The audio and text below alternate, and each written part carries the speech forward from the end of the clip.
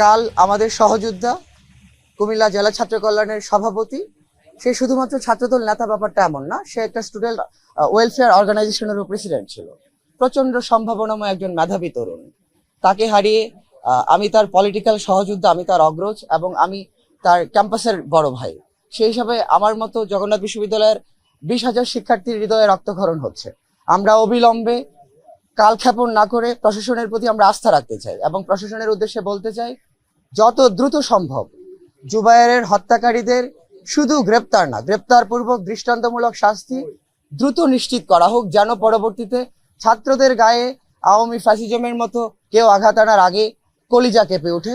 তাদের চিন্তা হয় এই কাজ করলে এই হতে পারে। আমরা একটা দৃষ্টান্তমূলক শাস্তি অনবধি বিলম্বে আমরা দাবি করছি। জুবায়েদ আমার ভাতিজা হয়, আমি ওর ছোট কাকা। গতকালকে আমি খবর নিউজটা পেয়েছি ফেসবুকের মাধ্যমে 6:30 যখন আমার এক ফ্রেন্ড কল দিয়ে বলতেছে যে ফেসবুক খুলে দেখো যে জুবায়েদের কি হলো, আসলে নিউজটা কতটা সত্য, কারণ বর্তমান যুগ ফেসবুকে তো অনেক মিথ্যা লিখতে পারে। তখন আমি কাকতালীয়ভাবে ফেসবুকটা অন করলাম, দেখলাম না জুবায়েদের আসলে যে ঘটনা ঘটছে এটা সত্যি। তা আসলে জুবায়েদ এমন একটা ভালো মানুষ ছিলেন, আমি ওর চাচা হতে পারি কিন্তু আমার সাথে খুব বন্ধুসুলভ আচরণ ছিলেন। সে কখনো তার মধ্যে অহংকার ছিল না এবং তার মধ্যে কোনো বা হেয়ালিপনা বা খারাপ কোনো আমরা দেখতে পাইনি। এখন আসলে তাকে কেন খুন করা হলো এখন আমরা এই পর্যন্ত আমরা কোনো ধারণা পাচ্ছি না।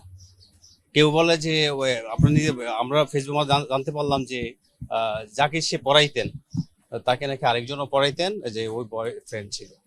তো যেটা আপনারা ফেসবুকে জানতে পারছেন, তো ও মেয়ে নাকি জুবাইদকে খুব মানে লাইক করতো আর কি, জুবাইদ সে জানতো না।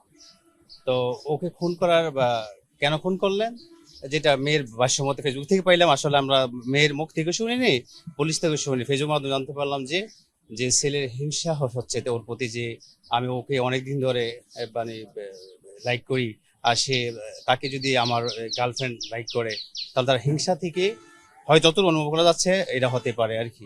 তা না হলে জুবায়েদ যে ছেলে, শুধু আমি বলবো মানে এর আগেও সহযোদ্ধারা বলে গেছেন যে তিনি কি বিনয়ী ছিলেন, মেধাবী ছিলেন, একেবারে সকল দিক দিয়ে তিনি নেতৃত্বের অধিকারী ছিলেন। তো একটাই কথাই আপনার মাধ্যমে প্রশাসনকে বলতে চাই যে যারা প্রকৃত দোষী তাদের যাতে দ্রুত বা গ্রেফতার করে সর্বশাস্তি ফাঁসি নিশ্চিত, সেই দাবি জানাচ্ছি সরকারের প্রতি।